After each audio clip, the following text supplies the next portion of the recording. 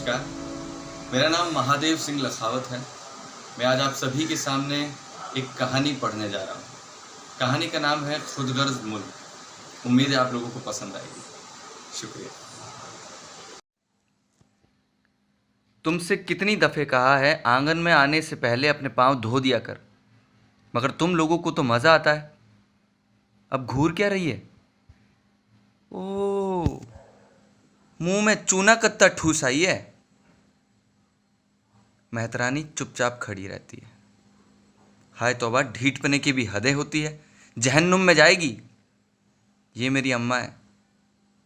अम्मा मेहतरानी के सामने ऐसे ही बड़बड़ाती रही और मेहतरानी मीठे कीमामी पान अपने होठ में दबाए खामोश आंगन में चुपचाप चप चप पान चबाए अम्मा को घुराए रही है। मैं छत के कमरे से सब देख रहा था। मेहतरानी ने आव देखा न ताव अपने हाथों में बुहारी को अलादीन के चिराग की तरह लेके उल्टे पांव बाहर जाने लगी। अम्मा फिर चिल्लाई, अरे कमबख्त, एक तो देर से आई, ऊपर से बिना पैखाना साफ किए। रुक, मेहतरानी बोली। अरे अम्मा, हमारी भांजी आई है सिटी से, बाहर खड़ी है, स्कूल जाती है, स्कूल। उसी को लाने खातिर बस अड्डे गए थे। अब देरी होगी, काहे इतना हैजा फैला रही हो? अम्मा ने कहा, हाय तौबा, देखो तो कैसी जबान चलती है नालायक की। हम हैजा फैलाते हैं हम? अम्मा इसी तरह बकबक करते हुए बरामदे से भीतर चली गई।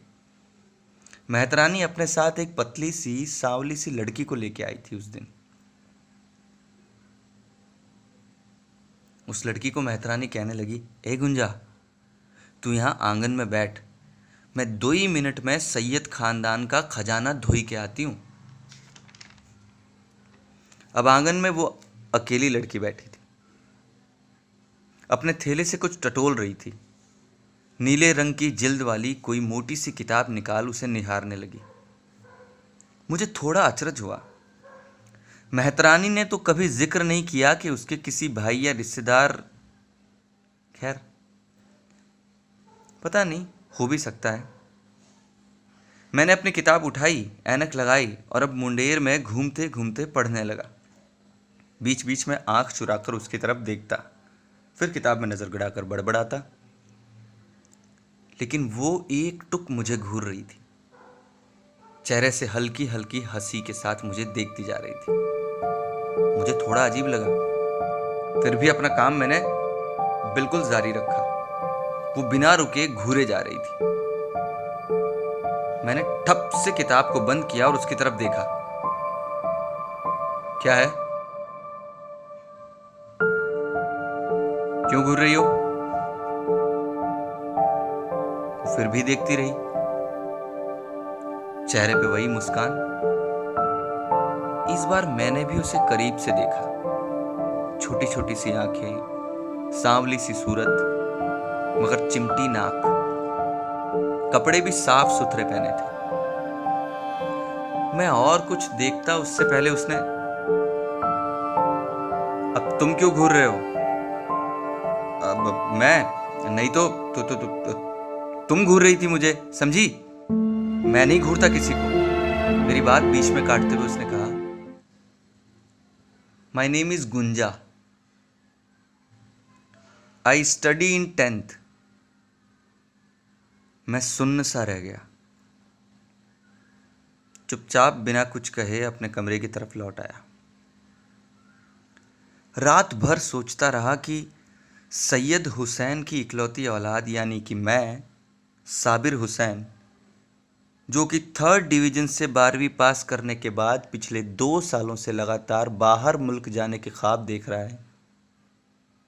अब माफ़ कीजिए, वैसे मैं जिक्र करना भूल गया। हमारा कारखाना, हमारा अगरबत्तियां बनाने का कारखाना है। मेरे अब्बू ने बड़ी मेहनत और जोश से बनाया है। शबनम अगरबत्ती। वैसे तो हमारी अगरबत्तियां ज़्यादातर आसपास के कस्बों तक ही मशहूर हैं, लेकिन मैं शबनम अगरबत्ती को कुवैत, सऊदी अरब, दूर दूर के मुल्कों तक पहुंचाना चाहता हूं। मगर अब्बू का कहना है, जो ऊपर वाले ने नसीब में लिखा है वही होगा, सब उसके हाथ है। अरे अब्बू, आप ट्राई ही नहीं करेंगे तो नसीब और ऊपर वाला क्या करेगा? अब उस गुंजा को ही देख लीजिए, उसके नसीब में। मुझे उसका ख्याल क्यों आया? अजीब सा महसूस हुआ। मैंने घड़ी देखी तो रात के 9 बज चुके थे। अम्मा नीचे से खाने के लिए पुकार रही थी। मैंने अम्मा से कहा, कुछ देर टहल के आता हूं, आके खा लूंगा अम्मा। अपनी साइकिल से सीधा मेहतर बाग पहुंचा, जहां सभी शहर के मेहतर रहते हैं। अजीब हाल था, अजीब बस्ती थी, सब कुछ डरावना। खैर, मैं क्यों आया हूं यहां? मुझे डर लगा कि अगर किसी ने देख लिया तो खामखा तमाशा बन जाएगा। मैंने रास्ता मोड़ा और चुपचाप कारखाने की तरफ मुड़ गया। कारखाने के गेट के बाहर साइकिल खड़ी करके चैन की सांस ली ही थी कि पीछे से आवाज आई,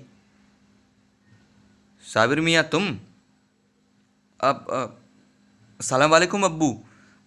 वो मैं यूं ही कारखाने को देखने चला आया।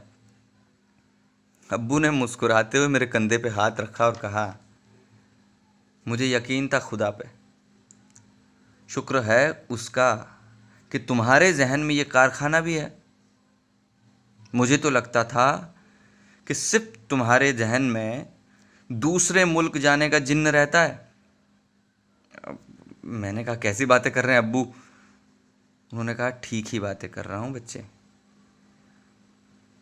उस रात घर आके लेटे लेटे सोचता रहा, मैं क्यों गया? वो भी मेहतरों की बस्ती। क्या मुझे नहीं, ऐसे ख्यालों का आना अच्छा नहीं है। मैंने जैसे तैसे दिमाग से दरख्वास्त की कि वो सोचना बंद करे। अगले दिन आँख खुली तो कुछ अलग ही हालात थे घर के। अम्मा और मेहतरानी का वही रोज रोज का झगड़ा। अम्मा अब्बू से कह रही थी, आज चाहे कुछ भी हो जाए, इस घर में विलायती संडास बनवाइए। और मैं दिन रात उस मेहतराइन की झिकझिक नहीं सुन सकती। अब्बू बेचारे क्या करते? अब्बू समझाते हुए बोले, मैं कोशिश कर रहा हूं, और तुम इतना मुंह क्यों लगाती हो इन लोगों को? अम्मा एकदम झन्ना गई। मैं मुंह लगाती हूं? मैं? अरे भाई, दिन भर तुम सब लोगों का काम करूं, तुम बाप बेटों को काम करूं, फैक्ट्री का काम करूं, कारखाने का काम करूं, सबके लिए खाना बनाऊं, और आखिरी में मैं ही गलत। बड़ी मुश्किल से मसला हल हुआ। अब्बू ने मेहतराइन को बुलाया, उसके साथ गुंजा भी आई। पर अब्बू ने मुनीम जी को इशारा किया कि गुंजा को दरवाजे के बाहर ही रखें। अब्बू ने मेहतराइन को काफ़ी लताड़ा और चुपचाप काम करने के लिए कहा। वो भीतर चली गई और पैखाने की सफाई करने लगी। अब्बू भी बेचारे गुस्से में अपना पान का डिब्बा उठाए कारखाने की तरफ बढ़ गए। मैंने झांक के देखा, गुंजा बाहर चबूतरे पे बैठी थी, पत्थरों से खेल रही थी। मैं भी अपने ऊपर वाले कमरे में आ चारपाई पे लेट गया। आंखें बंद होते ही फिर वही चेहरा, सांवली सूरत, वो चमकती छोटी छोटी आंखें, चपटी नाक।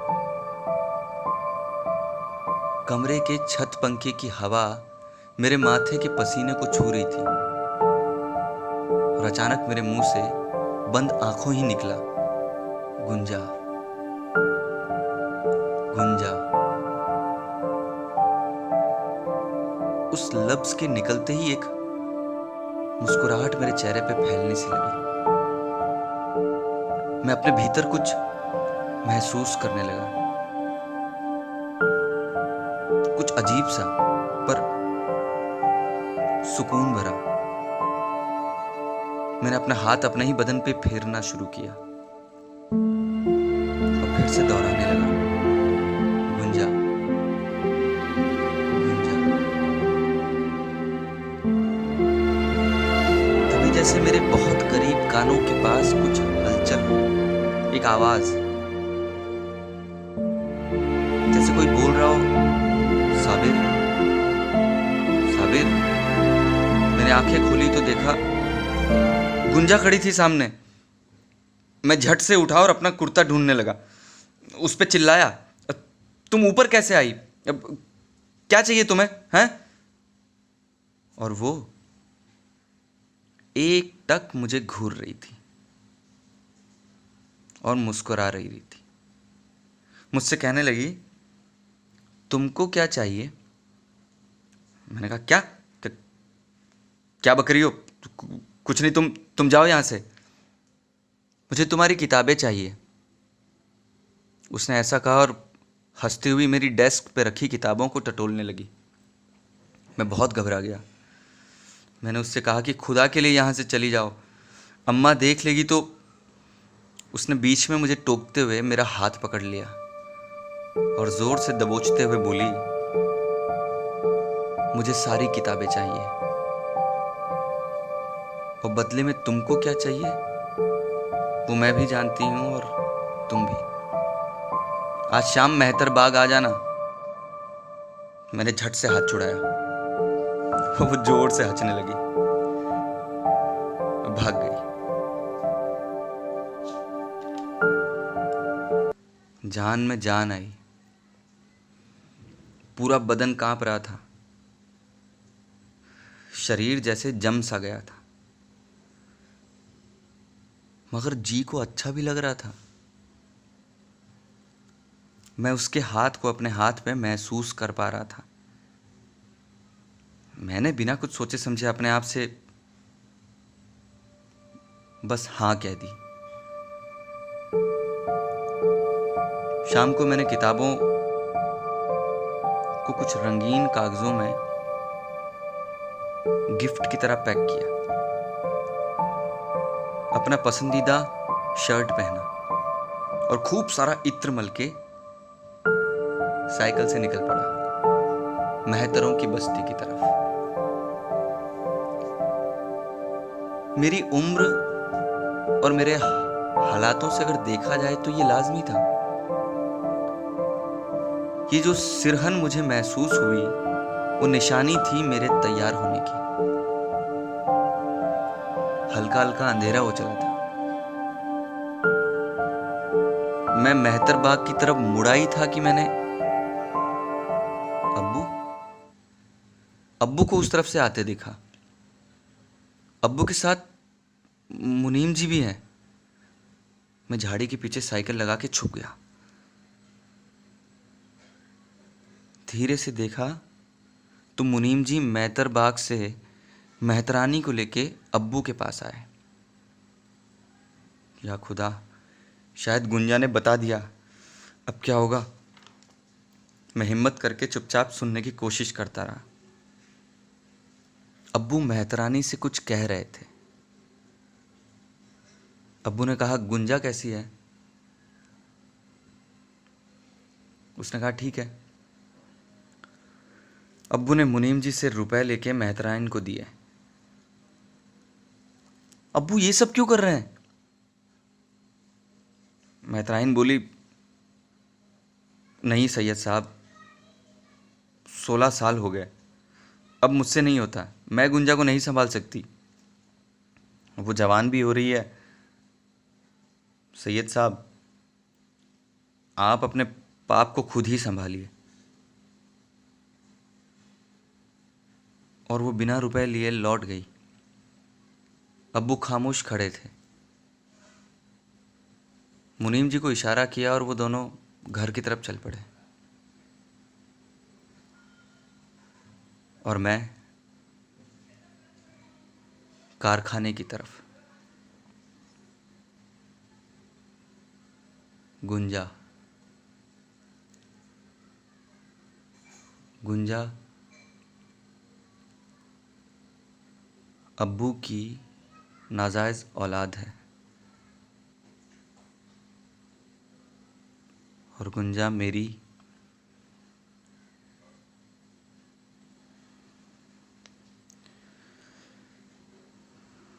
मैं जैसे तैसे कारखाने की तरफ पहुंचा। कारखाने को खोल अंदर से दरवाज़ा बंद कर दिया। गहरी सांस लेके आंखें खुली। मुझे कुवैत नजर आ रहा था, सऊदी की रोशनी नजर आ रही थी, अरबी घोड़े, कारखाने में अरबी घोड़े दौड़ रहे हैं रंगीन अगरबत्तियों के बीच। वाह, मुझे इसी मुल्क में रहना है, यही मेरा मुल्क है। मैंने सारी अगरबत्तियां एक साथ जला दी। लाखों अगरबत्तियां जल उठी। इतनी सारी खुशबुएं एक साथ जल रही हैं। मैं खुद एक अगरबत्ती हूं। कारखाने से एक साथ खुशबुएं फैल रही हैं चारों तरफ। मैंने अपनी आंखें बंद की और महसूस किया मेरे खुदगर्ज मुल्क, जहां से मुझे नजर आ रही थी मेरी साइकिल झाड़ी के पीछे पड़ी और उस पर रखी रंगीन कागज में लिपटी किताबें जो गायब हो चुकी है।